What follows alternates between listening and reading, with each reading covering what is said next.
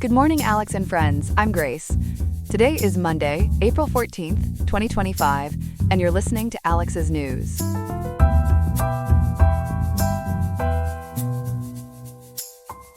It's looking like a pleasant day ahead in Riverside. Expect a high temperature reaching 70.8 degrees Fahrenheit, with lows tonight dropping to around 55 degrees. Coming up on today's show, we're digging into the reasons former President Trump is pushing for new tariffs on computer chips, a strategy that extends well beyond targeting China. We'll explore the potential economic impacts. Then, we investigate the serious concerns surrounding potential Medicaid cuts. We will examine how these reductions could significantly threaten access to essential long-term care services for vulnerable populations across the country. We'll break down these complex issues for you. All this and more coming right up on Alex's News. Stay tuned.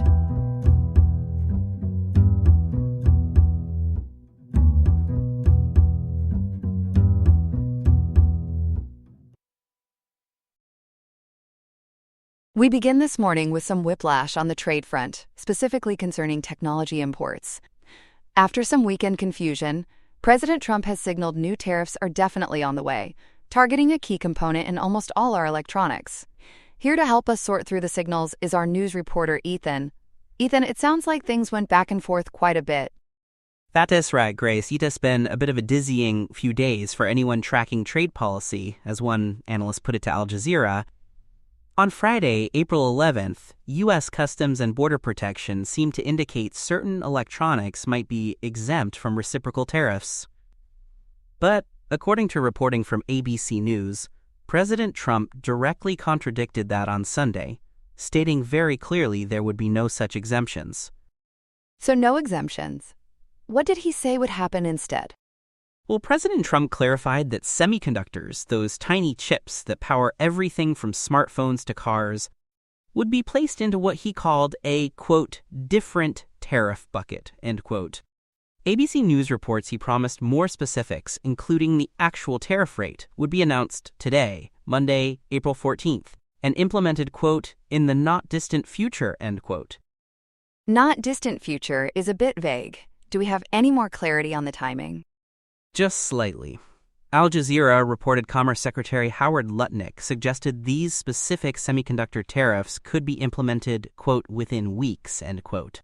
And the Economic Times confirmed this morning, April 14th, that President Trump himself said announcements on new chip tariffs would come, quote, over the next week, end quote. So the exact date is still pending, but the timeline seems fairly short of weeks, not months. Okay, so new tariffs on semiconductors are coming soon. What is the strategy behind targeting these chips specifically, Ethan? Based on administration statements analyzed by Perplexity API, the main goal seems to be twofold: simplifying trade in this sector and significantly boosting domestic production of semiconductors here in the U.S. It ties into a broader national security focus. The administration wants to reduce reliance on foreign supply chains for these critical components. Perplexity API notes the president initiated a national security investigation into semiconductors, viewing domestic capability as vital. Essentially, they want to make it more attractive financially for companies to manufacture chips stateside. When we talk about foreign supply chains for semiconductors, does this mean targeting China further? We know tensions are already high there. That's the interesting part. While China is a huge player globally, recent data cited by Perplexity API, specifically from January 2025, shows the U.S. actually imported most of its semiconductors directly from countries like Vietnam, Malaysia, Thailand, South Korea, and Japan. China wasn't listed as a top direct source in that data. And as Al Jazeera reminds us, the U.S. already has hefty import taxes, around 145%, on many Chinese goods, with China retaliating with duties of about 125% on U.S. imports. So this isn't necessarily another direct shot at Beijing? It seems less about directly targeting China, which already faces those high tariffs, and more about a broader strategy impacting those other Asian suppliers. Perplexity API's analysis suggests the administration might be willing to accept higher costs for U.S. tech companies using imports from places like Vietnam or Malaysia, seeing it as a necessary trade-off to push manufacturing back to the U.S. and enhance national security. It's also about addressing trade imbalances. Perplexity API data show the U.S. had a $322 million semiconductor trade deficit just in January. It certainly sounds like a complex chip off the old block in terms of trade strategy. The Economic Times mentioned something about flexibility for certain companies. Yes, their report today noted that while discussing potential tariffs that could affect products like iPhones, President Trump did suggest some, quote, flexibility, end quote, might be applied concerning these semiconductor tariffs for certain companies. However, like the tariff rate itself, the specifics of who might get that flexibility and how remain unclear. Those details are also expected within the coming week. A lot of details still pending then. It seems businesses will need to stay plugged in for updates. Ethan, thanks for breaking down this rather complex and evolving situation for us. Absolutely, Grace. We'll keep monitoring the developments. For our second story this morning, we're turning to a critical issue affecting millions of Americans, the future of long-term care funding. Potential cuts to Medicaid are raising alarms. And here to break down what this could mean is our reporter, Chloe. Chloe, thanks for joining us. Thanks for having me, Grace. This really is a cornerstone issue. According to a Perplexity API summary, Medicaid is the primary payer for what are known as long-term services and supports, or LTSS, in the United States. Think nursing homes, assisted living, and in-home care. So, just how significant is Medicaid's role here? It's massive. The same summary notes Medicaid covers expenses for over 60% of all nursing home residents nationwide. Crucially, it also funds essential home and community-based services A, often called HCBSA, for millions of older adults and people with disabilities. HCBSA. Can you explain what those entail? Absolutely. HCBS refers to services like personal care aides who help with bathing and dressing, adult day health programs, transportation, and home-delivered meals. These allow people to stay in their own homes and communities, which studies often show is not only preferred by individuals, but can also be more cost-effective than moving into a nursing facility. That makes sense. So what happens if the funding for Medicaid gets cut? What are the potential ripple effects? Well, states would face some very tough choices. The Perplexity API summary highlights a major concern: states might be forced to prioritize mandatory services like nursing home care over these optional but vital home and community-based services. This could mean less access to in-home care, potentially pushing more people into institutions sooner than necessary, which impacts their quality of life. And I imagine this affects the workers providing the care too? Definitely. The direct care workforce A, the aides and assistants providing hands-on care A, relies heavily on Medicaid funding for their wages and benefits. Cuts could worsen the already significant workforce shortages we see in this sector. It becomes harder to recruit and retain qualified caregivers, which really threatens the stability of the entire long-term care system. It's a real domino effect. It sounds like a precarious situation. What about the families, the unpaid caregivers who often fill the gaps? That's a huge part of this story, Grace. If formal Medicaid-funded services become harder to access, the burden on unpaid family caregivers would skyrocket. A Perplexity API summary points out that family members might have to drastically increase the hours they spend caregiving. This could force them to cut back their own work hours or even leave their jobs entirely. That sounds incredibly stressful, impacting family finances and the broader economy. Exactly. It affects the financial stability of those families, and there are wider economic ripples from lost productivity and income. Plus, reduced access to formal support creates critical care gaps. Families might struggle to ensure their loved ones get all the help they need, potentially leading to worse health outcomes for the person receiving care. EDA-S, a heavy weight to carry. Now we're hearing warnings about federal funding changes impacting state budgets. What's the latest on that front? That's right. Just last month, S&P Global Ratings issued a warning, which was reported by the Center Square via AOL News. They cautioned that state budgets could become vulnerable if the federal government reduces its share of Medicaid funding.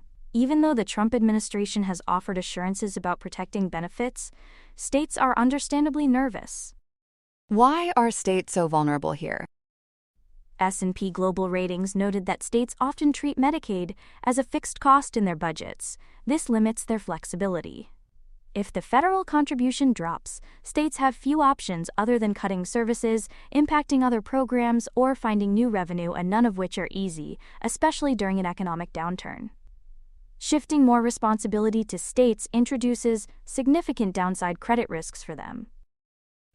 Amidst all this uncertainty, are states trying to find ways to support caregivers directly? I believe West Virginia had something in the works. Yes, that's a good example of state-level efforts. Amelia Farrell Nisley reported for AOL back on April 1st about Senate Bill 697 in West Virginia, called the, quote, Caregiver Tax Credit Act, end quote. Sponsored by Senator Laura Joachim Chapman, it proposed a non-refundable state tax credit of up to $2,000 for eligible family caregivers. AARP West Virginia estimated it could help around 250,000 caregivers there. A tax credit sounds helpful, but is it financially viable for the state, especially with these broader budget concerns? That's the big question. According to Perplexity API, the bill moved to the Senate Finance Committee, but its future is uncertain. The West Virginia Tax and Revenue Department projected a significant cost, an annual revenue loss of $160 million to $260 million, starting in fiscal year 2028. Senator Chapman suggested this could be offset by savings in state Medicaid spending, assuming fewer people need nursing homes thanks to caregiver support. Is there evidence to back up that offset claim? That's where it gets tricky. Multiple Perplexity API analyses indicate that, as of today, April 14th, there isn't specific financial modeling or state-level data provided in the available sources to fully confirm that claim. Analysts point out the $2,000 credit is relatively small compared to annual nursing home costs, which can run into tens of thousands. Plus, the S&P warning about federal Medicaid funding instability makes reliably predicting such savings very difficult right now. While the idea makes sense conceptually, the hard data isn't quite there yet in this context.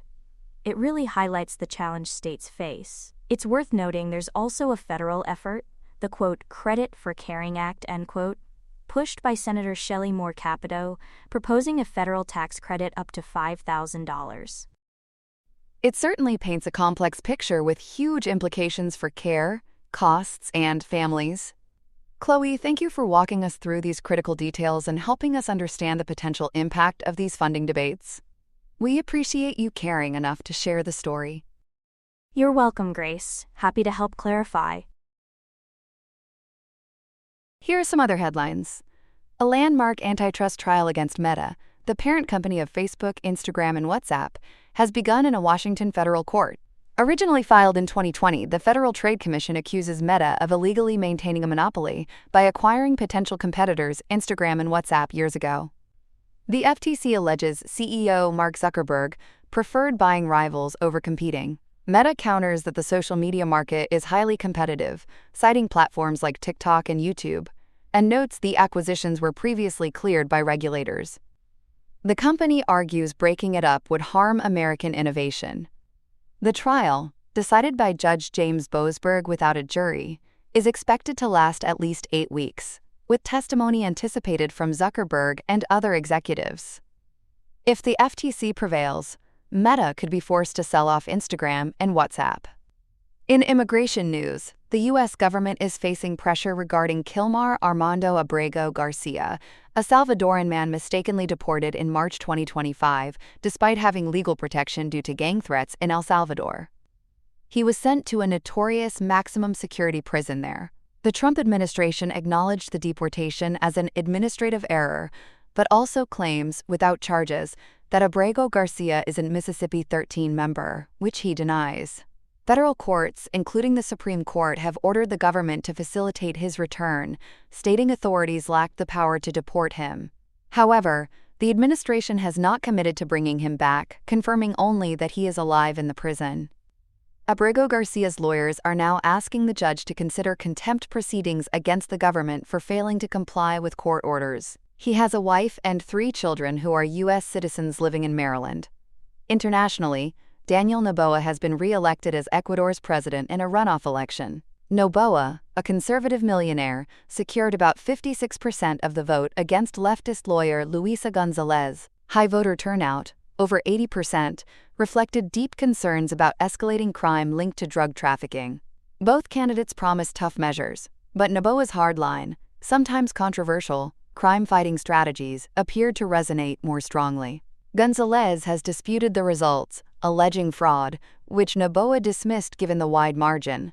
Several arrests were made related to ballot irregularities. Noboa's re-election signals continuity in the country's aggressive approach to crime, though Ecuador remains politically polarized. The U.S. State Department has directed staff worldwide to report any instances of perceived anti-Christian bias experienced during the Biden administration, covering January 2021 to January 2025. The directive, sent by Secretary of State Marco Rubio during Holy Week, asks for details on actions taken against employees for reasons like opposing mandatory vaccines, certain pronoun policies, or participating in events conflicting with religious beliefs. Reports can be anonymous and will be investigated by a government task force. Some officials have expressed concern the initiative could foster a climate of fear, while critics see parallels to Trump-era efforts and worry it could be used to justify discrimination against other groups. And in sports, Rory McIlroy has made golf history by winning the 2025 Masters tournament, completing the career Grand Slam. This victory places him in elite company, alongside legends like Tiger Woods and Jack Nicklaus, as only the 6th player to win all 4 major championships. McIlroy's path to the green jacket was dramatic, ending an 11-year major drought. He overcame a double bogey on the first hole of the final round, and another costly one at Rays Creek on the 13th. He birdied the crucial 15th hole and ultimately defeated Justin Rose in a sudden death playoff. An emotional McIlroy was seen in tears during the green jacket ceremony, marking the culmination of a long-sought career goal. That's all we have for now. Today's episode was made by Alexander King, with Claude Sonnet 3.7, Gemini Pro 2.5 Experimental, Gemini Flash 2.0, Perplexity Sonar Pro, and Google Cloud Text-to-Speech. I hope you have a great day. I'll see you tomorrow, Alex.